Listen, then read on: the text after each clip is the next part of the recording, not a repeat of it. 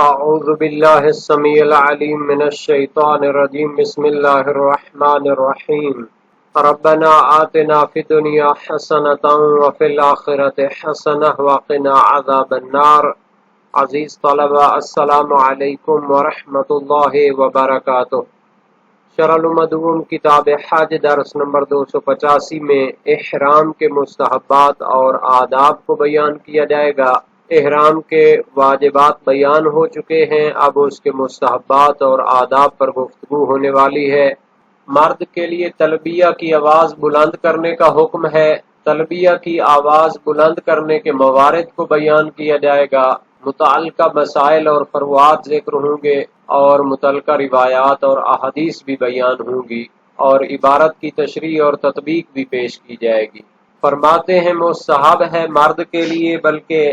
ہر مذکر کے لیے، چاہے وہ بالغ ہو یا نابالغ ہو، کہ تلبیہ کی آواز کو چند موارد میں بلند آواز سے کہے۔ اس کا پہلا مورد یہ ہے کہ جو شخص احرام باندھتا ہے اور وہ پیادہ ہے اور حج کے لیے جا رہا ہے مدینہ کے راستے سے،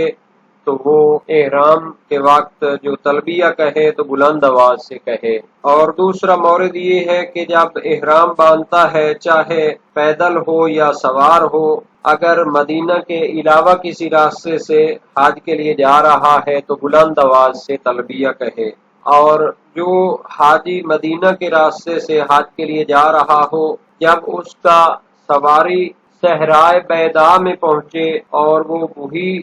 صحرا اور بیابان ہے جو مکہ اور مدینہ کے درمیان ہے، امام زمانہ کے ظہور کے وقت لشکر سفیانی اس میں دنس جائے گا، اور یہ صحرائے بیضاء مسجد شجرہ سے مکہ کی طرف روڈ کے بائیں طرف واقع ہے۔ تو اس جگہ پر جب اس کی سواری پہنچے تو بلند آواز سے تلبیہ کہنا چاہیے۔ اور چوتھا مورد ہے کہ جب حج تمتع کا احرام مکہ سے باندھے اور عرفات کی طرف جائے، تو جب وہ وادی ابطح کے قریب پہنچے، چاہے سوار ہو چاہے پیادہ اور پیدل ہو،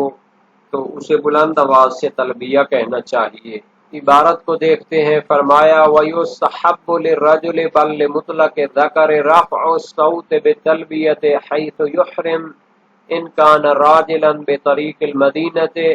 او مطلقاً بغیرہا۔ مستحب ہے مرد کے لیے بلکہ مطلق مذکر کے لیے، چاہے وہ بالغ ہو چاہے وہ نابالغ ہو، رفع الصوت بالتلبیت، لبیک اللہم لبیک،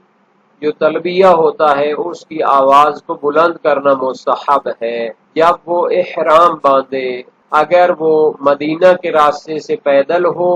اور احرام باندھے تو اسے تلبیہ کی آواز بلند کرنی چاہیے، اور اگر غیر مدینہ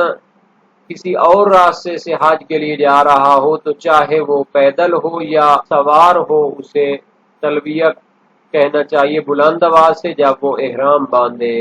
وَإِذَا عَلَتْ رَاحِلَتُهُ الْبَيْضَاءَ رَاكِبًا بِطَرِيقِ الْمَدِينَةِ وَإِذَا أَشْرَفَ عَلَى الْأَبْطَحِ مُتَمَتِّعًا وَتُصِرُّ الْمَرْأَةُ وَالْخُنْثَىٰ۔ تیسرا مورد کہ جہاں تلبیہ کو بلند آواز سے کہنا چاہیے وہ یہ ہے کہ جب اس کی سواری صحرائے بیضاء میں بلند ہو اور وہ سوار ہو کر مدینہ کے راستے سے حج کے لیے جا رہا ہو تو اسے بلند آواز سے تلبیہ کہنا چاہیے۔ یہاں پر فرمایا اس کی سواری بلند ہو صحرائے بیضاء میں، تو یہ کنایا ہے کہ اس کی سواری بیضاء کے صحرا میں پہنچ جائے۔ تو یہ علو کی جو تعبیر ہے، بلندی کی جو تعبیر ہے، یہ اس وجہ سے ہے کہ وہ شخص سوار ہو کر جا رہا ہے، نہ اس کا یہ مطلب ہے کہ بیضاء کا صحرا وہ بلند ہے، اور حالانکہ اس کے بارے میں کہا گیا ہے کہ وہ زمین ہموار ہے اور اس میں بلندی نہیں پائی جاتی۔ تو یہ اصل میں عرب زبان میں استعمال ہوتا ہے کہ جب کوئی سوار ہو کر کسی جگہ پر پہنچے تو اسے کہتے ہیں بلند ہونا۔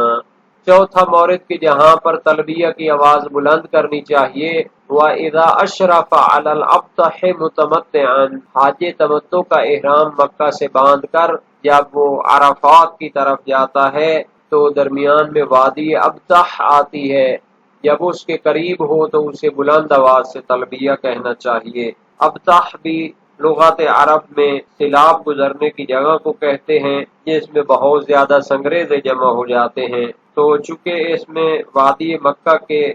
سیلاب گزرتے ہیں تو اس وجہ سے اسے ابطح کہتے ہیں۔ 4 مقام پر تلبیہ بلند آواز سے کہنا مستحب ہے۔ مزید فرماتے ہیں وَتُسِرُّ الْمَرْأَةُ وَالْخُنْثَى، عورت کے لیے اور خنثیٰ کے لیے آہستہ آواز سے تلبیہ کہنا ہوتا ہے۔ وَيَجُوزُ الْجَهْرُ حَيْثُ لَا يَسْمَعُ الْأَجْنَبِيُّ، اور اگر نامحرم اور اجنبی ان کی آواز نہ سن رہا ہو تو عورت اور خنثیٰ کے لیے بھی بلند آواز سے تلبیہ کہنا جائز ہے۔ وَهَذِهِ التَّلْبِيَّةُ غَيْرُ مَا يُعْقَدْ بِهِ الْإِحْرَامُ إِنْ اعْتَبَرْنَا الْمُقَارَنَةَ وَإِلَّا جَازَ الْعَقْدُ بِهَا وَهُوَ ظَاهِرُ الْأَخْبَارِ۔ بحث یہ ہے کہ شہید اول نے احرام کی نیت اور تلبیہ کے درمیان مقارنت کو واجب قرار دیا تھا۔ مقارنت یعنی ہم زمان ہونا اور ایک ساتھ ہونا۔ تو جو تلبیہ صحرائے بیضاء میں یا وادی ابطح میں کہنا ہے تو یہ اس تلبیہ کے علاوہ ہوگا جس کے ساتھ احرام باندھا جاتا ہے، کیونکہ احرام کے محل یعنی میقات میں اور بیضاء یا ابطح میں کافی فاصلہ موجود ہے، تو جب احرام باندھنا ہوتا ہے تو ایک تلبیہ کہنا ہوتا ہے میقات کے مقام پر، تو وہ آہستہ آواز سے کہے گا، جبکہ جب صحرائے بیضاء میں یا وادی ابطح میں پہنچے گا تو یہ مستحب تلبیہ ہوگا جسے بلند آواز سے کہنا ہے۔ یہ اس نظریہ کی بنیاد پر ہے جو شہید اول نے اختیار کیا ہے کہ نیت احرام اور تلبیہ کے درمیان مقارنت شرط ہے، ورنہ یعنی اگر ہم مقارنت کو شرط قرار نہ دیں نیت احرام اور تلبیہ میں، تو اسی بلند آواز کے ساتھ جو تلبیہ کہنا ہے احرام باندھنا جائز ہے۔ چونکہ غیر مشہور جو نظریہ ہے وہ مصنف کا ہے اور وہ مقارنت کو شرط قرار دیتے ہیں، لیکن مشہور فقہا نیت احرام اور تلبیہ کے درمیان مقارنت اور ہم زمان ہونے کو لازم نہیں قرار دیتے، تو پھر اسی تلبیہ کے ساتھ کہ جو مستحب ہے بلند آواز سے کہا جائے بیضاء کے صحرا میں احرام باندھنا بھی جائز ہوگا۔ اس بنیاد پر جو تلبیہ احرام باندھنے کے لیے میقات کے مقام پر آہستہ کہنا ہوتا ہے اس کی ضرورت نہیں ہے، بلکہ وہی بلند آواز سے جو تلبیہ کہنا ہے بیضاء کے مقام پر اسی سے احرام کو باندھ لے گا۔ شہید ثانی فرماتے ہیں ظاہر روایات بھی یہی ہے، کیونکہ روایات سے معلوم ہوتا ہے کہ پہلا تلبیہ جو حاجی سوار ہو کر کہتا ہے وہ زمین بیضاء میں کہتا ہے، اور یہ وہی تلبیہ ہے کہ جس کے ساتھ احرام کو باندھا جاتا ہے۔ تو شہید ثانی کی عبارت ہے یہ تلبیہ جو بلند آواز سے کہنا ہے یہ اس کے علاوہ ہوگا جس کے ساتھ احرام کو باندھا جاتا ہے میقات کے مقام پر، ان اعتبارنا المقارنۃ، اگر ہم دونوں کے درمیان مقارنت کو شرط قرار دیں، کیونکہ نیت احرام اور تلبیہ کے درمیان ہم زمانی ہونا لازم ہے۔ وَإِلَّا، اگر مقارنت شرط نہ ہو جاز العقد بها، تو اسی بلند آواز کے ساتھ کہے گئے تلبیہ کے ساتھ ہی احرام کو باندھ سکتے ہیں، اور روایات سے بھی یہی ظاہر ہوتا ہے۔ وَلْيُجَدِّدْ عِنْدَ مُخْتَلَفِ الْأَحْوَالِ بِرُكُوبٍ وَنُزُولٍ وَعُلُوٍ وَهُبُوطٍ وَمُلَاقَاتِ أَحَدٍ وَيَقْظَةٍ وَخُصُوصًا بِالْأَسْحَارِ وَأَدْبَارِ الصَّلَوَاتِ وَيُضَافُ إِلَيْهَا التَّلْبِيَّاتُ الْمُسْتَحَبَّةُ وَهِيَ لَبَّيْكَ ذَا الْمَعَارِجِ إِلَى الْآخِرِ، اور مختلف حالات میں تلبیہ بار بار کہے، تکرار کرے تلبیہ کا، جب سوار ہو، جب سواری سے اترے، علوٍ جب کسی بلندی پر چڑھے، وحبوطٍ کسی نشیبی جگہ کی طرف اترے، وملاقات احدٍ کسی سے ملاقات کرے، ویقظةٍ نیند سے بیدار ہو، اور خصوصاً سحری کے اوقات میں اور نمازوں کے بعد تکرار کرے تلبیہ کا، وَيُضَافُ إِلَيْهَا التَّلْبِيَّاتُ الْمُسْتَحَبَّةُ، اور لبیک اللہم لبیک جو واجب مقدار ہے تلبیہ کی، اس کے ساتھ مستحب تلبیات کو بھی اضافہ کرے، اور وہ ہے لبیک ذی المعارج۔ تو ان کو ہم روایات کی روشنی میں بیان کریں گے۔ یہ جو مرد کے لیے بلند آواز سے تلبیہ کہنے کا حکم ہے تو اس کے بارے میں روایات پائی جاتی ہیں۔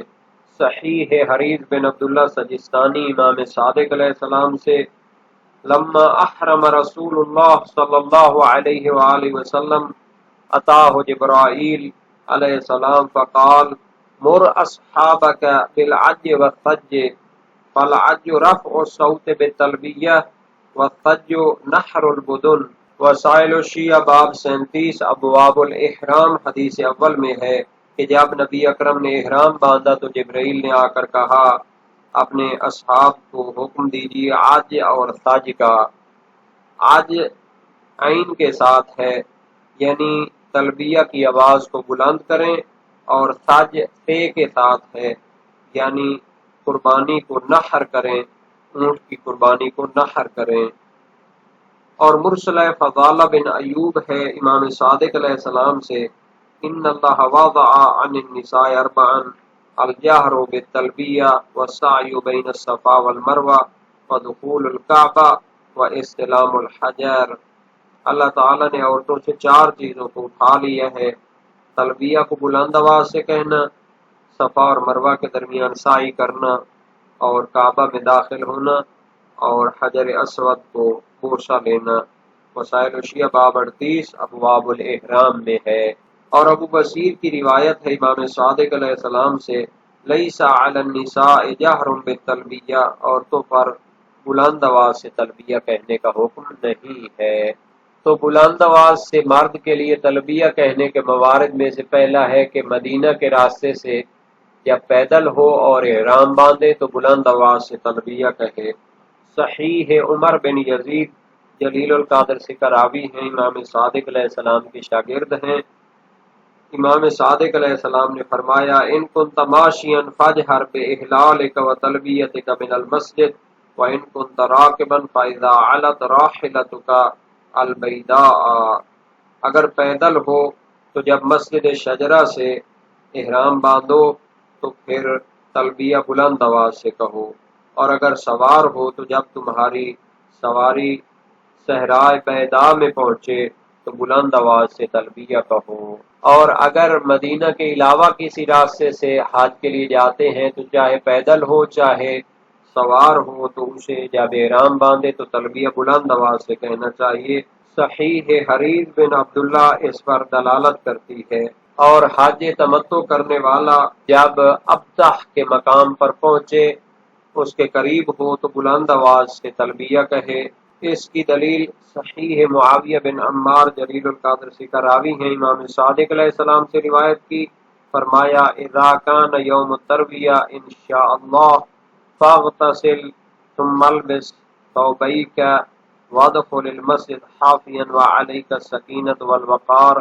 ثم صل رکعتین عند مقام ابراہیم او فی الحجر ثم اقعد حتى تزول الشمس فصل المکتوبہ ثم قل فی دبر صلاتک كما قلت حين احرمت من الشجرة فاحرم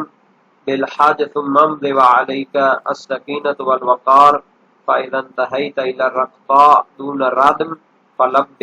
وإذا انتهيت إلى الردم وأشرفت على الأبطح فارفع صوتك بالتلبية حتى تأتي منى۔ وسائل الشیعہ باب اول ابواب احرام الحج والوقوف بعرفہ حدیث اول ہے۔ فرمایا جب ترویہ کا دن ہو انشاءاللہ تو غسل کرو اور 2 کپڑے احرام کے پہنو، پھر مسجد میں داخل ہو حافین ننگے پاؤں اور سکون اور وقار کے ساتھ جاؤ، 2 رکعت نماز مقام ابراہیم کے پاس یا حجر اسماعیل کے پاس پڑھو، پھر بیٹھ جاؤ حتیٰ کہ زوال شمس ہو تو واجب نماز پڑھو، اور نماز کے بعد اسی طرح کہو جس طرح مسجد شجرہ سے احرام باندھتے ہوئے کہا تھا۔ تو حج کا احرام باندھو، پھر چلو سکون اور وقار کے ساتھ جب رفتہ کے مقام پر پہنچو تو تلبیہ کہو، جب ردم کے مقام پر پہنچو اور ابدہ کے قریب ہو تو تلبیہ بلند آواز سے کہو حتیٰ کہ مینا پہنچ جاؤ۔ اور عورت اور خنثی کے لیے بلند آواز سے تلبیہ نہیں کہنا چاہیے، بلکہ ان کو آہستہ آواز سے کہنا چاہیے، مگر یہ کہ نامحرم اور اجنبی ان کی آواز سننے والا نہ ہو تو بلند آواز سے کہہ سکتی ہیں۔ وَهَٰذِهِ التَّلْبِيَةُ غَيْرُ مَا يُعْقَدْ بِهِ الْإِحْرَامُ، تو یہ وہی تلبیہ ہے جس کے ساتھ احرام باندھا جاتا ہے یا علیحدہ ہے؟ تو شہید اول کا قول ہے کہ چونکہ مقارنت شرط ہوتی ہے تو احرام باندھنے کے لیے آہستہ آواز سے کہے گا، اور یہ مستحب تلبیہ علیحدہ ہے۔ لیکن مشہور قول کے مطابق تو تلبیہ اور نیت احرام میں فاصلہ ہو سکتا ہے، تو اسی بلند آواز کے ساتھ کہے گئے تلبیہ کے ساتھ احرام باندھ سکتا ہے، اور روایات سے بھی یہی ظاہر ہے۔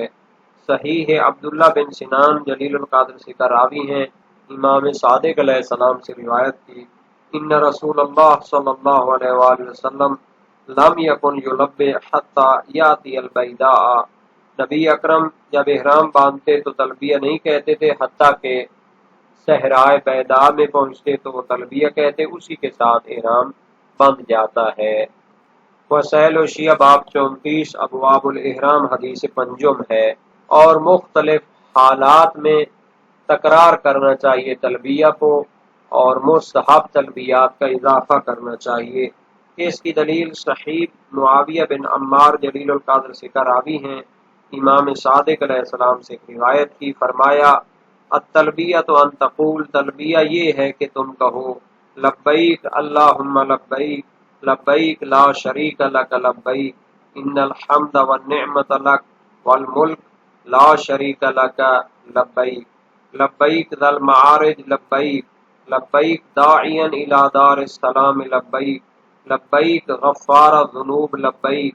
لبیک اہل التلبیۃ لبیک لبیک ذا الجلال والاکرام لبیک لبیک تبدئ والمعاد الیک لبیک لبیک تستغنی ویفتقر الیک لبیک لبیک مرحوبا ومرحوبا الیک لبیک لبیک الہ الحق لبیک لبیک ذا النعماء والفضل الحسن الجمیل لبیک لبیک کشاف الکرب العظام لبیک لبیک عبدک وابن عبدیک لبیک لبیک یا کریم لبیک۔ فرمایا تقول ذلک فی دبر کل صلاۃ مکتوبۃ ونافلہ وحین ینہض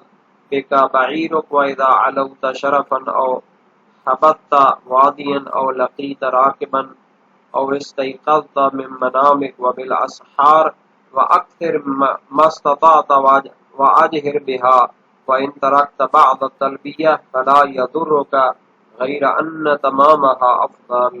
وسائل الشیعہ باب 40 ابواب الاحرام حدیث دوم، یعنی کہ ہر نماز مستحب اور واجب کے بعد یہ تلبیہ کہو، اور جب تمہارا اونٹ اٹھے تو کہو، یا بلندی پہ چڑھو یا کسی نشیبی وادی میں اترو تو کہو، جب کسی سوار کو ملو یا نیند سے بیدار ہو سحری کے اوقات میں، اور جتنا ہو سکے زیادہ اور بلند آواز سے کہو، اور اگر بعض تلبیہ چھوٹ جائے تو کوئی حرج نہیں، مگر اس کو مکمل کرنا افضل ہے۔